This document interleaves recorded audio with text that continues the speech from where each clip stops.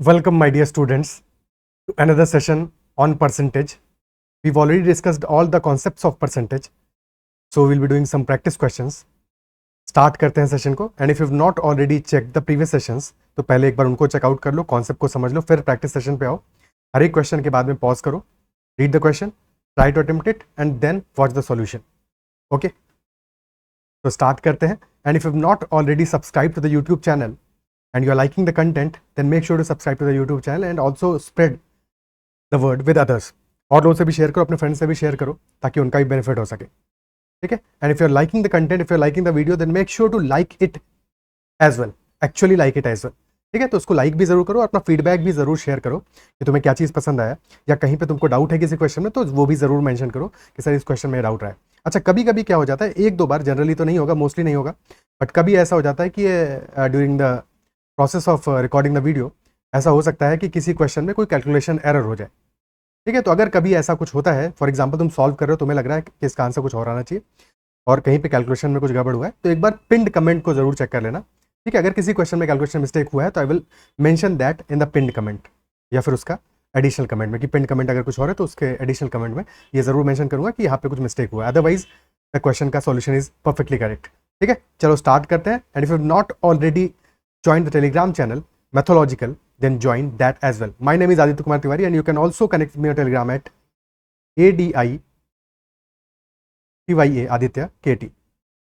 Okay, the first question of the day.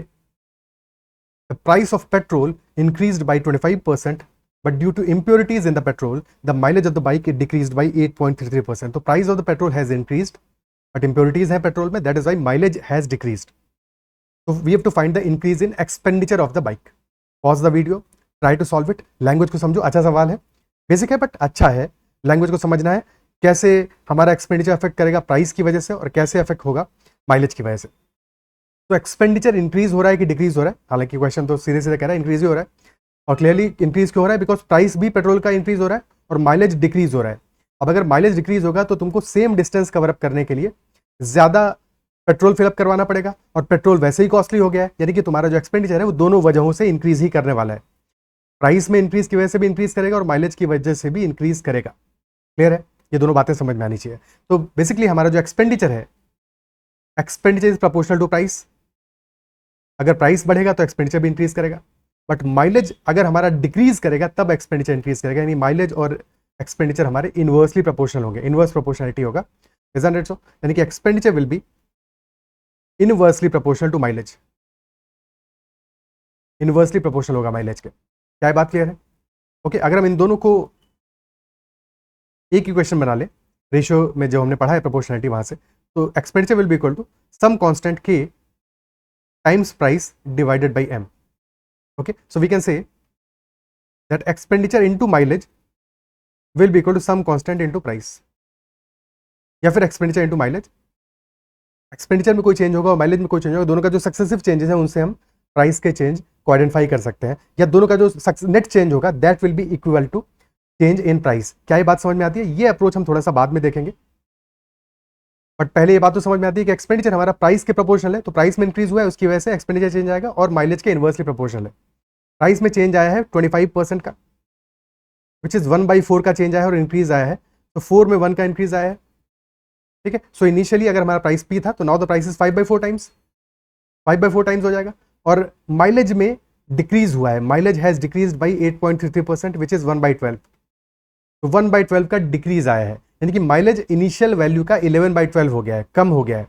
ठीक है. 11/12 हो गया है. तो ऐसे समझ सकते हो कि अगर पहले 1 लीटर पेट्रोल में 12 किलोमीटर बाइक ट्रैवल करती थी, तो अब it will be travelling 1 kilometre less, यानी कि 11 किलोमीटर ट्रैवल करेगा. और अगर तुमको डिस्टेंस 12 किलोमीटर ही जाना है तो फिर 12/11 टाइम्स पेट्रोल फिलअप कराना पड़ेगा. यही तो मतलब हुआ कि अगर 1/12 का माइलेज में डिक्रीज हुआ है तो माइलेज अब हो गया है 11/12. इनिशियल माइलेज अगर हमारा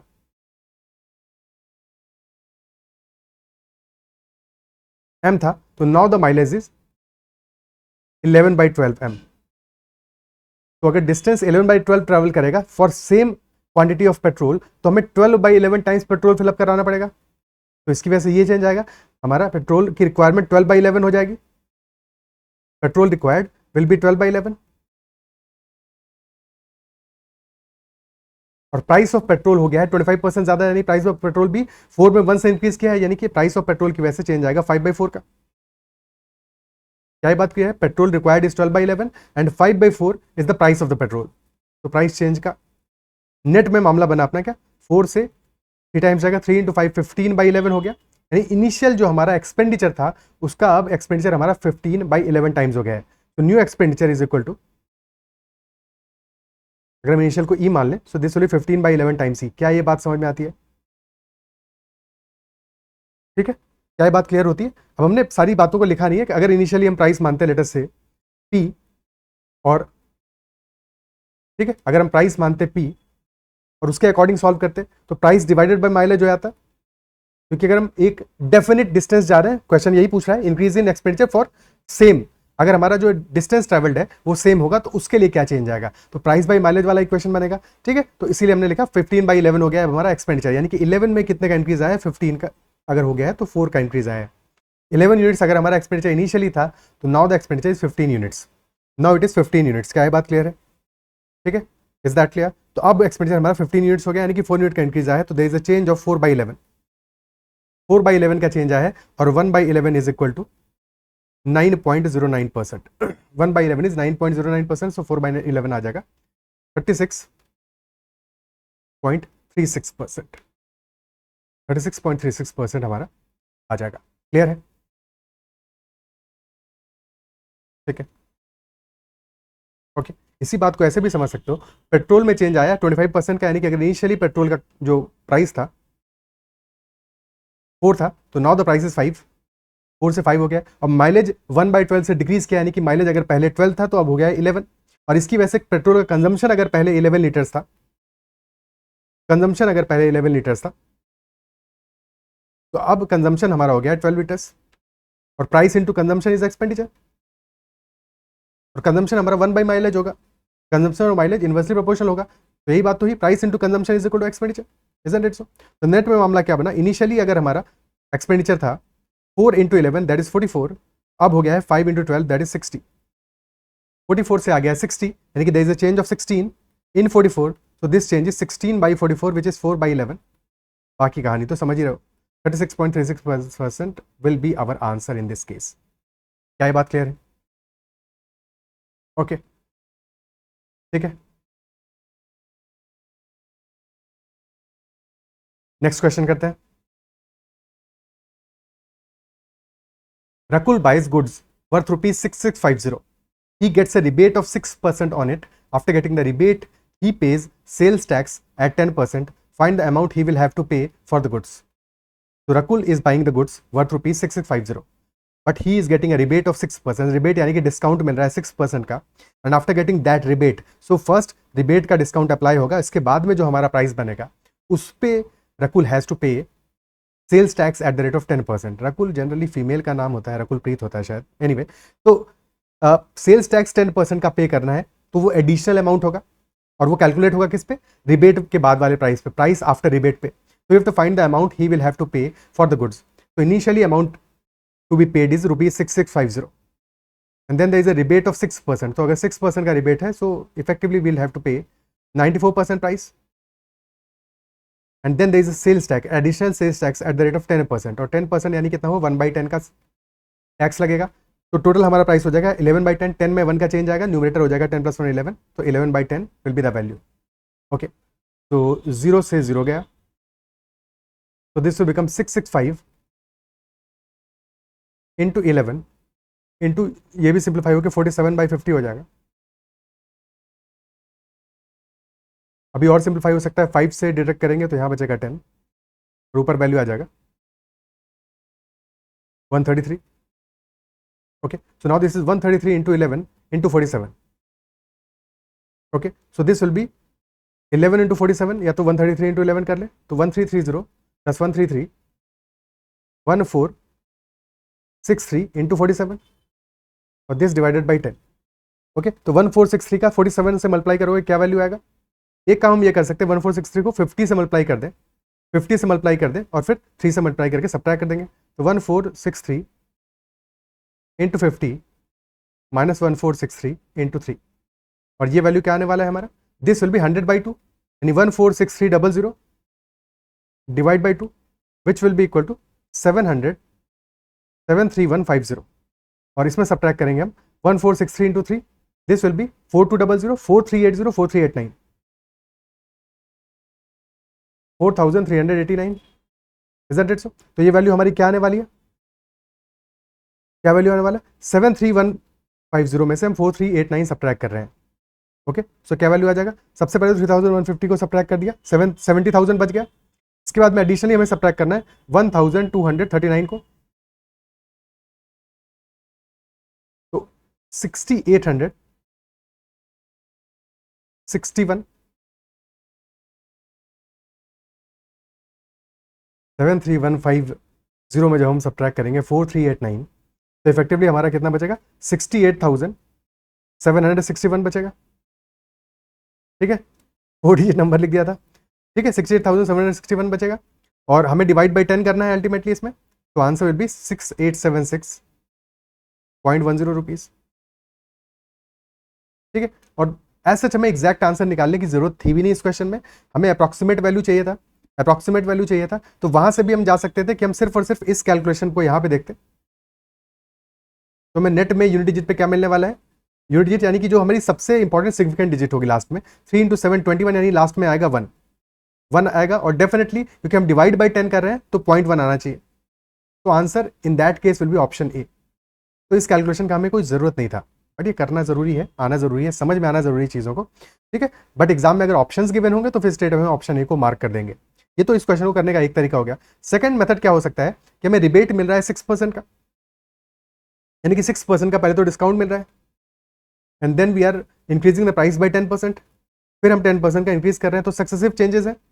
-6 नेट चेंज क्या आएगा? -6 प्लस 10 -6 इंटू 10 तो -60/100, दैट विल बी 10 -6.6, यानी कि नेट में 3.4% का चेंज आएगा, 3.4% का इंक्रीज आएगा।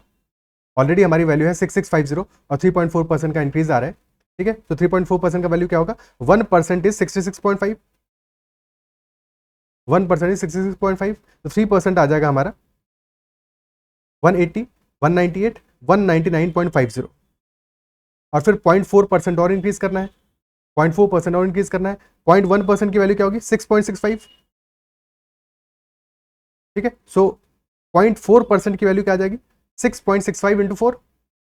ठीक है, सो 6 4 24 और फिर आ जाएगा प्लस 2.56 तो 26.60, तो नेट चेंज में आ जाएगा 226.10।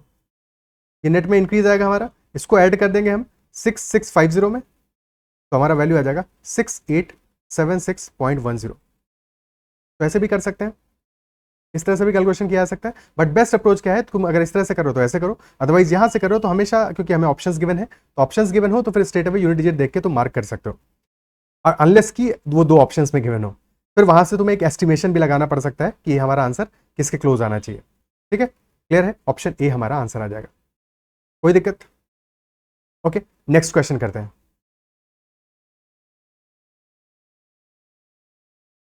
The population of a town is 428,364,000. It increases by 10% during the first year, 20% during the second year, and 30% during the third year. So what is the average percent increase during the 3 years? हमारी population increase कर रही है 10% से initially, फिर 20% से second year में, फिर 30% से थर्ड ईयर में, तो what is the average percent increase? ये क्वेश्चन हमसे पूछ रहा है, एवरेज परसेंट इंक्रीज की वैल्यू क्या होगी? ओके, सबसे पहले टोटल परसेंटेज इंक्रीज क्या आ रहा है हमारा 3 ईयर्स में, ये निकालेंगे और फिर एवरेज के लिए डिवाइड बाई 3 कर देंगे, क्योंकि 3 ईयर्स में वो चेंज आ रहा है। ओके, पॉपुलेशन गिवन है हमें, अब एक अप्रोच ये हो सकता है कि हम पॉपुलेशन से चेंज करके निकालें, बट इतना टिपिकल पॉपुलेशन की वैल्यू गिवन है, और एज सच हमें यहाँ पे, क्योंकि एंड में भी आंसर में एवरेज परसेंटेज इंक्रीज ही निकालना है, परसेंटेज यानी कि कंपैरिजन, और जब भी हमें एंड में ही परसेंटेज निकालना है और हमें सारी की सारी वैल्यूज भी परसेंटेज में दी है, तो हमें एज सच इस पॉपुलेशन की वैल्यू की कोई जरूरत नहीं है, कोई फर्क नहीं पड़ता है पॉपुलेशन यहाँ पे क्या वैल्यू है, हमें सिर्फ फर्क पड़ता है क्या क्या इंक्रीज हुए हैं। तो फर्स्ट ईयर में इंक्रीज हुआ है 10% से, सेकेंड ईयर में इंक्रीज हुआ है 20% से, और थर्ड ईयर में इंक्रीज हुआ है 30% से। तो नेट चेंज निकाल लेते हैं 3 ईयर्स के बाद में क्या होगा। ओके, नेट चेंज निकालने के दो तरीके हैं। पहला तरीका ये हो सकता है फर्स्ट ईयर में चेंज आया 10% का, और 10% चेंज यानी कि कितना हो जाएगा 1/10, तो 11/10 हो जाएगी पॉपुलेशन। नेक्स्ट ईयर चेंज आया है 20% का, और 20% यानी कि 1/5 का इंक्रीज आया है तो पॉपुलेशन हो जाएगी 6/5। थर्ड ईयर में चेंज आया 30% का यानी कि पॉपुलेशन 3/10 से इंक्रीज करेगी, तो 10 + 3 13, न्यूमरेटर में आएगा 13, डिनोमिनेटर में आएगा 10। तो this will become equal to 13 × 6 78, 858 divided by 500। 500 में कितना चेंज आया हमारा 858 का। एक और इसको सिंप्लीफाई करना है तो इसको मल्टीप्लाई बाई 2 कर दो न्यूमरेटर डिनोमिनेटर में, तो वैल्यू आ जाएगा हमारा 1716 डिवाइड बाई 1000, यानी कि चेंज कितना आया है 716 का चेंज आया है 1000 में, यानी कि 71.6% का 71.6% का हमारा चेंज आया है। क्लियर है? और 71.6% का चेंज आया 3 ईयर्स में, ये इंक्रीज आया हमारा इन 3 ईयर्स, तो average increase will be equal to 71.6% divided by 3। Straight away divide by 3 कर दोगे और आंसर हमारा आ जाएगा, this will be approximate value क्या आएगा 71 एंड 4/5 है, ये अप्रॉक्सीमेटली हमारा 24 से थोड़ा सा छोटा वैल्यू आ जाएगा। ठीक है, 23.9 के आसपास हमारा वैल्यू आ जाएगा परसेंट में। जो ऑप्शंस गिवन होंगे उसके अकॉर्डिंग सॉल्व कर लेंगे। क्लियर है?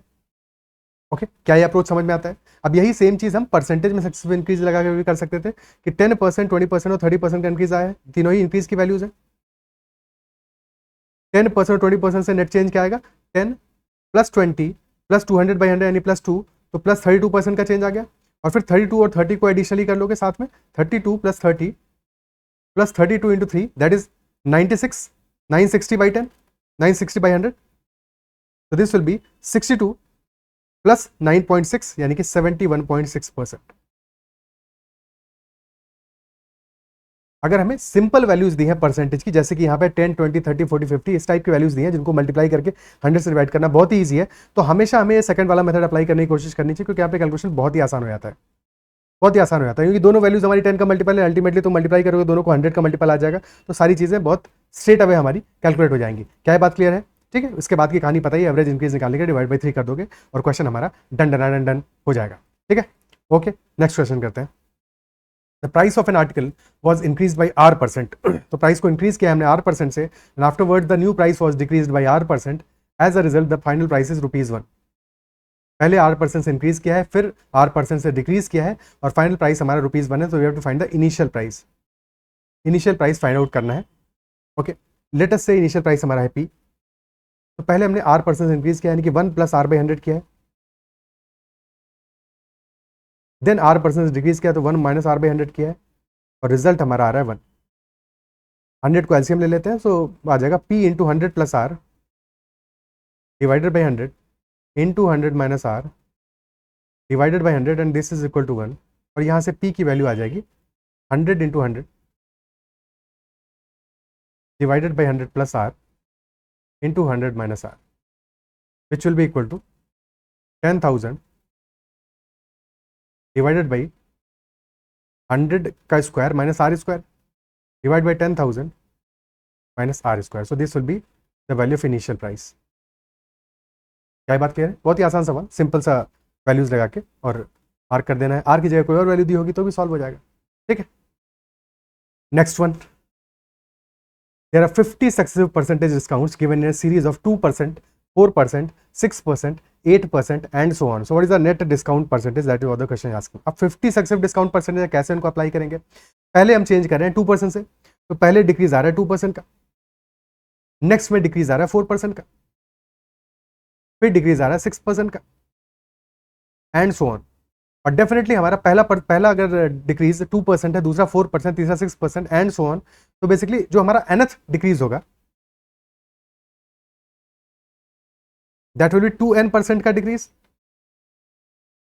और टोटल हम 50 सक्सेसिव डिस्काउंट कर रहे हैं, 50 डिस्काउंट कर रहे हैं, तो जो 50th डिक्रीज होगा दैट विल बी 15 × 2 यानी कि 100% का डिक्रीज होगा। Isn't it so? Question asking what is the net percentage discount? कैसे कैलकुलेट करेंगे? यहाँ पे पहला 2%, दूसरा 4%, तीसरा 6%, लास्ट वाले पे फोकस करो। लास्ट वाला कह रहा है 100% का डिक्रीज आ जाएगा। तो लेट अस सपोज कि स्टार्ट हमने कहीं से भी किया हो, अगर एंड में हमारा लेट अस से प्राइस 10 रुपीज था और तुम 100% से प्राइस को डिक्रीज कर दोगे तो एंड में प्राइस क्या बचेगा 0 रुपीज। तुमने शुरुआत कहीं से भी किया, उससे कोई फर्क नहीं पड़ता। शुरुआत तुमने 500 रुपीज से किया हो तो नेट में जीरो हो जा रहा है लास्ट में, शुरुआत तुमने 1000 रुपीज से किया हो तो जीरो हो जा रहा है, और शुरुआत तुमने किसी भी अमाउंट से किया हो कोई फर्क नहीं पड़ता, एंड में तुम्हारा मामला कहां पहुंच रहा है, जीरो पे। यानी कि नेट में after these 50 successive percentage discounts your total amount to be paid will be equal to rupees zero पे पहुंच गए। यानी कि हमारा जो टोटल डिस्काउंट है वो कितना हुआ, 100%, क्योंकि आखिर में हम 100% का डिस्काउंट दे ही दे रहे हैं। यानी कि बेसिकली हमारे लिए क्वांटिटी इसके बाद तो फ्री हो जाएगी, और फ्री हो जाएगी यानी कि हमने टोटल जो डिस्काउंट दिया है दैट इज 100% का डिस्काउंट। और हमेशा जब भी हम डिस्काउंट की वैल्यूज डिस्कस करेंगे तो नेट डिस्काउंट हमेशा हमेशा it should be less than और equal to 100%। It should always be less than और इक्वल टू 100%। ठीक है, जनरली इट शुड बी, क्योंकि डिस्काउंट करने के बाद ऐसा तो नहीं हो सकता ना कि जो अमाउंट टू बी पेड है वो निगेटिव हो जाए, यानी कि उल्टा तुम सामान खरीदो और सामने वाला तुमको पैसा पेमेंट करे। ठीक है, तो जनरली तो ऐसा नहीं होना चाहिए, कोई एक्सेप्शनल क्वेश्चन हो तो उसकी बात अलग है, बट इन जनरल ऐसा होता नहीं है। ठीक है, तो 100% यहाँ पे हमारा आंसर हो जाएगा कि net discount is equal to 100%। Completely हमारा जो डिस्काउंट देने के बाद में जो प्रोडक्ट है, जो आर्टिकल है, वो फ्री हो जाएगा। ओके, ठीक है, तो ये एक काल्पनिक घटनाक्रम है, रियल में ऐसा होता नहीं है। 100% डिस्काउंट कोई देगा तो फिर बेचेगा ही क्यों। Next question, the price of raw materials in a company has gone up by 20%. Also, the labor cost has increased to 1/4 of the total cost of production, which was earlier 1/6 of the total cost of production. By how much percentage should the company reduce its uses of raw materials to keep the total cost of production same as before? बढ़िया सवाल है, pause करो video को, खुद से attempt करने की, solve करने की इसको कोशिश करो। ओके, क्वेश्चन यहाँ पे दो चीजें कह रहा है। क्वेश्चन कह रहा है, पहला लाइन कह रहा है price of the raw materials in a company has gone up by 20%। Raw materials का price has gone up by 20%, यानी कि 1/5 से इंक्रीज कर गया है। Cost of raw material, labour price of raw material, यानी कि पर यूनिट रॉ मटेरियल का जो कॉस्ट है, लेट अस से पर केजी कॉस्ट है या पर टन कॉस्ट है, that has increase by 20%. Also the labour cost has increased to 1/4 of the total cost of production which was earlier 1/6. तो अर्लियर अगर टोटल कॉस्ट ऑफ प्रोडक्शन का labour cost 1/6 था तो अब हो गया है 1/4. ठीक है, क्वेश्चन में हालांकि एक लाइन और मेंशन करना चाहिए था। क्वेश्चन लास्ट में पूछा by how much percent should the company reduce its use of raw materials to keep the total cost same as before. कि जो टोटल कॉस्ट है हमारा, total cost of production that is equal to raw material का cost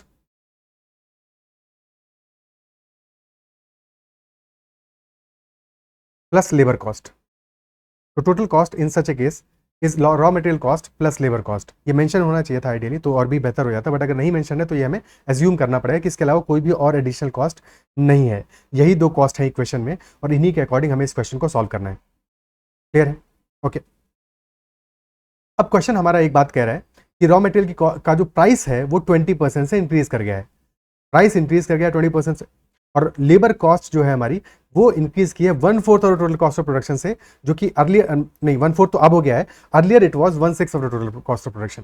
ठीक है, so let us assume price of raw material की बात कर रहा है, यानी कि रॉ मटेरियल पर यूनिट, ये अगर पहले 100 था तो now this is 120, now this is 120, isn't it सो? और अगर कोई भी चेंज नहीं आता, अगर हमारा रॉ मटेरियल के जो यूजेज है उस पर कोई भी चेंज नहीं आता, तो कंजम्पशन रॉ मटेरियल कॉस्ट पे आरएमसी लिख देते हैं, रॉ मटेरियल की कॉस्ट भी हमारी 100 से 120 ही होती। अगर जितना पहले हम यूज कर रहे थे उतना ही अभी भी यूज कर रहे हैं। ठीक है, तो हमारा रॉ मटेरियल का जो कॉस्ट है that would also have increase by 20% only, because price has increase, तो कॉस्ट भी तो प्रोपोर्शनल टू प्राइस ही होगा। Cost is proportional to price, क्या ये बात क्लियर है? तो रॉ मटेरियल का जो कॉस्ट है वो 100 से 120 हो जाता। अब इनिशियली क्वेश्चन हमसे कह रहा है कि अर्लियर जो लेबर कॉस्ट है that was 1/6 of the total cost of production. तो अर्लियर कंडीशन में this is earlier and this is now. So earlier labor cost was 1/6 of total cost, और total cost के दो कंपोनेंट है, raw material cost and labour cost. तो earlier अगर labour cost was 1/6, तो definitely जो raw material cost है that will B 5/6, तो 5/6 होगा, isn't it so? और हमें पता है कि 5/6 की वैल्यू कितनी है, 100 है। रॉ मटेरियल कॉस्ट अगर इनिशियली 100 था तो 5/6 की वैल्यू है 100। बेसिकली रेशियो आ रहा है 5:1 का, रेशियो आ रहा है 5:1 का, और 5 यूनिट की वैल्यू हमें कितनी दी है, 100 गिवन है। तो अगर 5 यूनिट की वैल्यू 100 है तो 1 यूनिट की वैल्यू आ जाएगी 20, यानी कि लेबर कॉस्ट अर्लियर रहा होगा 20 यूनिट्स। क्या बात कह रहे हैं? लेबर कॉस्ट अर्लियर रहा होगा हमारा 20 यूनिट्स। और अब की सिचुएशन में क्या है, now the labour cost is 1/4 of the total cost of production, यानी कि नाउ लेबर कॉस्ट इज 1/4, तो बचा कितना 3/4। तो raw material cost will be 3/4, ratio आ जाएगा 3:1 का, 3:1 का। और हमें वैल्यू किसकी गिवन है, हमें गिवन है रॉ मटेरियल कॉस्ट की वैल्यू, जो कि अब हो गई है 120 हो गई है। और अगर 3 यूनिट्स 120 है तो 1 यूनिट आ जाएगा 40, यानी कि labour cost now is 40, labour cost अब हमारी होगी 40। इनिशियली अगर टोटल कॉस्ट हमारा होगा raw material cost plus labour cost, यानी कि 100 + 20 120 था टोटल कॉस्ट। और अब जो हमारा टोटल कॉस्ट है after the change, after the increase in price of raw material and after the change in the labour cost as a proportion of total cost, दोनों में चेंज आया है, तो हमारा 120 + 40 यानी कि 160 अब हमारी टोटल कॉस्ट हो गई है। Total cost has increase from 120 to 160। और दोनों कंडीशंस हमने सेटिस्फाई कराई है। पहली condition price of raw materials has changed, has increase by 20%, वो सेटिस्फाइड है। सेकंड कंडीशन जो हमने चेंज कराई है कि लेबर कॉस्ट का प्रपोर्शन जो है इनिशियली 1/6 था, अब हो गया है 1/4। दोनों कंडीशंस हमारी सेटिस्फाई कर रही है, बट उसकी वजह से total cost has increase from 120 to 160। क्या ये बात समझ में आती है? लेकिन क्वेश्चन ये कह रहा है, question is asking by how much percentage should the company reduce its uses of raw materials to keep the total cost of production same as before. Total cost of production हमारा अभी भी हमें क्या चाहिए, 120 ही चाहिए, यानी कि हमें रेशियो तो यही कांस्टेंट रखना है लेबर कॉस्ट और रॉ मटेरियल कॉस्ट का, बट हमारा जो टोटल कॉस्ट है that should change back to 120 only. तो अगर उसको 120 पे चेंज कराना है, यानी कि डिक्रीज चाहिए हमको 40 का, और वो डिक्रीज बिल्कुल प्रोपोर्शनल होना चाहिए, यानी कि जितना हम डिक्रीज रॉ मटेरियल कॉस्ट में करेंगे उतना ही लेबर कॉस्ट में करेंगे, ताकि रेशियो चेंज नहीं हो। बिकॉज रेशियो तो गिवन हमें 1/4 टोटल कॉस्ट का है लेबर कॉस्ट, तो वो रेशियो तो हमें मेंटेन रखना है। यानी कि नेट में 40 का चेंज करोगे 160 में, और अगर 160 में कर रहे हो 40 का चेंज, तो रिडक्शन कितना आएगा रॉ मटेरियल में, रॉ मटेरियल के यूजेस में रिडक्शन कितना आने वाला है, 40/160, यानी कि 1/4 का डिक्रीज आएगा, विच इंप्लाइज की -25% का डिक्रीज आएगा। तो 25% का डिक्रीज चाहिए होगा। 25% uses of raw material should be decreased to keep the total cost of production same as before. Total cost of production को अगर सेम रखना है तो हमें डिक्रीज करना पड़ेगा 25% का। क्या ये बात क्लियर है? ओके ठीक है, समझ में आती है बात ये? ठीक है, ये तो हो गया एक अप्रोच इस क्वेश्चन को करने का। बट ये क्वेश्चन क्योंकि अच्छा सवाल है, समझने में दिक्कत आ सकती है इसको, ये अप्रोच हमने डिस्कस किया। अब दूसरे तरीके से भी डिस्कस करते हैं, क्योंकि शायद कुछ लोग दूसरे अप्रोच से जा रहे हो, तो वहां पे अगर तुमसे कोई गलती हो रहा है तो उसको भी डिस्कस कर लेते हैं, इसको इरेज कर देते हैं, फिर दूसरे अप्रोच से समझते हैं। सेकंड अप्रोच ये हो सकता है कि तुम कहो कि लेबर कॉस्ट जो हमारा है, बाकी देखो इनिशियल बात तो क्लियर है कि टोटल कॉस्ट हमारा is equal to raw material cost plus labour cost, और हमें जो 20% का इंक्रीज दिया है, ये इंक्रीज दिया है प्राइस में, ये इंक्रीज प्राइस में, यानी कि प्राइस हमारा 1/5 से इंक्रीज कर गया है। साथ में हमें गिवन है कि लेबर कॉस्ट जो है, अर्लियर कंडीशन और नाउ कंडीशन वाली बात कर रहे हैं, तो अर्लियर लेबर कॉस्ट था 1/6 था, और अब हो गया है 1/4, अब हो गया है 1/4। तो हम सबसे पहला काम करते हैं कि टोटल कॉस्ट को इक्वल करने की कोशिश करते हैं। ठीक है, यानी कि 6 और 4 हमारे डिनोमिनेटर में वैल्यू जो आ रहा है, इनको इक्वल करने की कोशिश करते हैं। क्या कर सकते हैं इसके लिए, अगर हम मल्टीप्लाई कर दें इसको 2/2 से, तो लेबर कॉस्ट हो जाएगा 2/12, और यहाँ पे 3/3 से मल्टीप्लाई कर दें, क्योंकि 6 और 4 का एलसीएम आएगा 12, तो अब हमारा लेबर कॉस्ट हो जाएगा 3/12, यानी कि लेबर कॉस्ट इनिशियली अगर 2 यूनिट्स था, अब है 3 यूनिट्स। क्या बात समझ में आती है? ठीक है, तो लेबर कॉस्ट अगर इनिशियली हमारा 2 यूनिट्स था, अब दिस इज 3 यूनिट्स। ओके, और टोटल कॉस्ट हमारा इनिशियली अगर 12 था, तो अभी भी 12 है, वो सेम ही रखना है, क्योंकि क्वेश्चन हमसे वही चाह रहा है कि टोटल कॉस्ट को हम सेम रखें। तो अगर लेबर कॉस्ट 2 से 3 हुआ है, तो हमारा रॉ मटेरियल कॉस्ट क्या है, क्योंकि टोटल 12 है, तो इनिशियली 10 था, अब हो गया है 9। रॉ मटेरियल कॉस्ट हमारा इनिशियली 10 था, अब हो गया 9। इस केस में हमने क्या किया, हमने टोटल कॉस्ट को सेम रखा है, तो टोटल ऑलरेडी दोनों केसेस में सेम है। यहां पे क्वेश्चन खत्म नहीं हुआ है, ध्यान रखना है। ये रॉ मटेरियल का जो टोटल कॉस्ट है वो 10 से 9 हुआ है, रॉ मटेरियल का टोटल कॉस्ट 10 से 9 हुआ है, बट प्राइस भी चेंज हुआ है, तो उसका कंसिडरेशन भी हमें करना पड़ेगा। ठीक है, तो रॉ मटेरियल का टोटल कॉस्ट 10 से 9 हो गया, यानी कि टोटल कॉस्ट में जो डिक्रीज आया है, total cost of raw material that has decreased by 10%। But question हमसे कॉस्ट के डिक्रीज के बारे में नहीं पूछा, क्वेश्चन पूछ रहा है यूजेज ऑफ रॉ मटेरियल में कितना डिक्रीज आएगा। ओके, सो raw material cost per unit कितना है,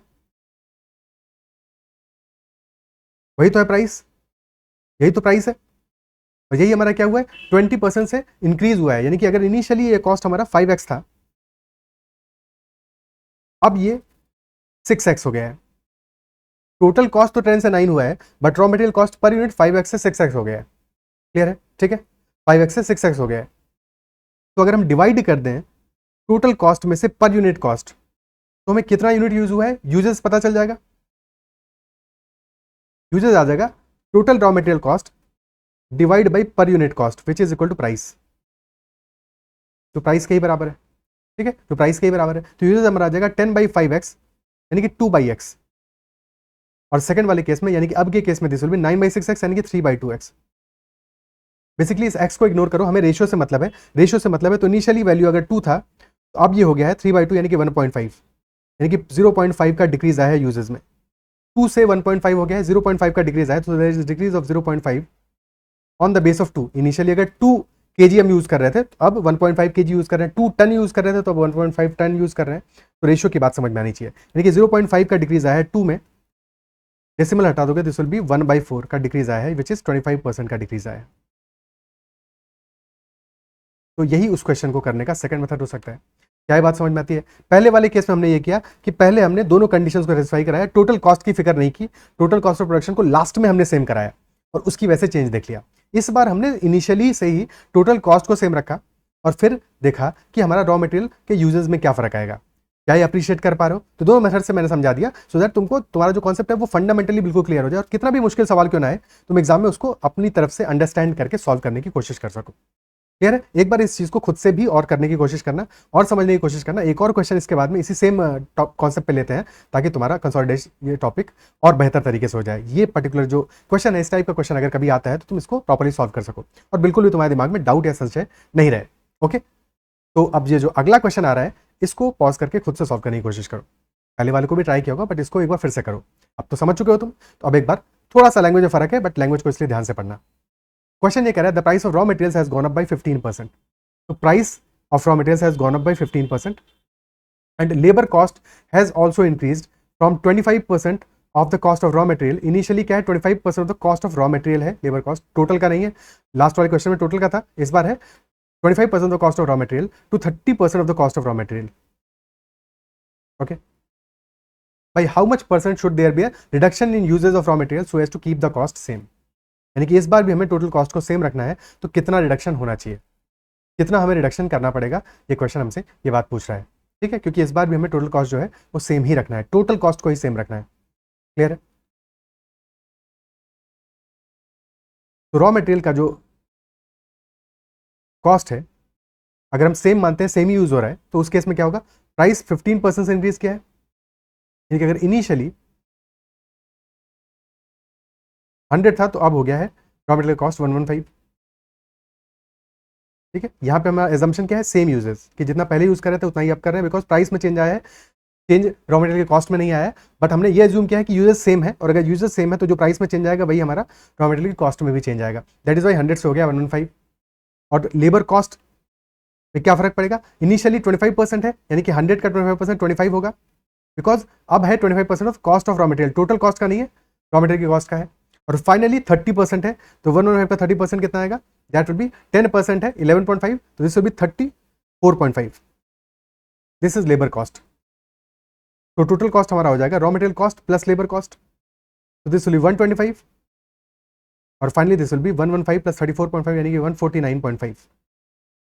149.5 यानी कि फाइनली हमारा जो चेंज आया वो कितना है, 24.5 का इंक्रीज आया है। बट हमें चाहिए क्या चाहिए, हमको अल्टीमेटली कॉस्ट को सेम रखना है, यानी कि अगेन हमें 149.5 से डिक्रीज करके लेके जाना है 125 पे और प्रपोर्शन सेम रखना है, तो डिक्रीज आएगा हमारा 24.5 का। और बेस वैल्यू क्या है, बेस वैल्यू हमारी 149.5 यानी कि जो डिक्रीज आएगा ये 149.5 पे आएगा, there is a decrease of 24.5 on 149.5, तो रफली हमारा 25/150 के आसपास है, तो दिस विल बी रफली 16.66% के आसपास की वैल्यू आएगा। थोड़ा सा इससे कम वैल्यू आएगा, एक्जैक्टली ये वैल्यू नहीं आएगा बट अप्रॉक्सीमेटली इसके आसपास की वैल्यू आएगा। 16% से बड़ा आंसर आएगा और 16.66% से छोटा वैल्यू आएगा। क्या ये बात क्लियर है? ठीक है, बिकॉज 24.5 का 6 टाइम्स क्या होगा, दैट इज 147 और हमारा बेस 147 से ज्यादा है। बेस जितना बड़ा होगा परसेंटेज वैल्यू उतना छोटी होती जाएगी, तो स्लाइटली हमारा 16.66% से छोटा आंसर आएगा। बहुत एग्जैक्ट निकालने की जरूरत नहीं है बट ये समझ में आना चाहिए कि 16.3% 16.4% के आसपास का आंसर आएगा। क्लियर है? क्या बात समझ में आती है? ठीक है, ऑप्शंस गिवन होंगे क्योंकि ऐसे क्वेश्चन में ये थीटा में तो आएगा नहीं, थीटा में तो आएगा नहीं, तो इसमें ऑप्शंस गिवन होंगे, ऑप्शंस देख के आइडेंटिफाई कर पाओगे, मार्क कर पाओगे। क्या बात समझ में आती है? ओके, ठीक है, आगे बढ़े।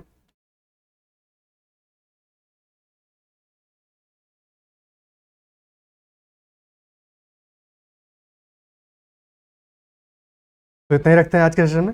आई बिलीव सेशन पसंद आया हो, क्वेश्चन सारे के सारे समझ में आएंगे। किसी भी क्वेश्चन में कहीं डाउट रहा हो तो कमेंट में जरूर मेंशन करना। अगर सेशन पसंद आए इसको लाइक जरूर करना है, और मैथोलॉजिकल टेलीग्राम चैनल को भी जरूर से ज्वाइन कर लेना।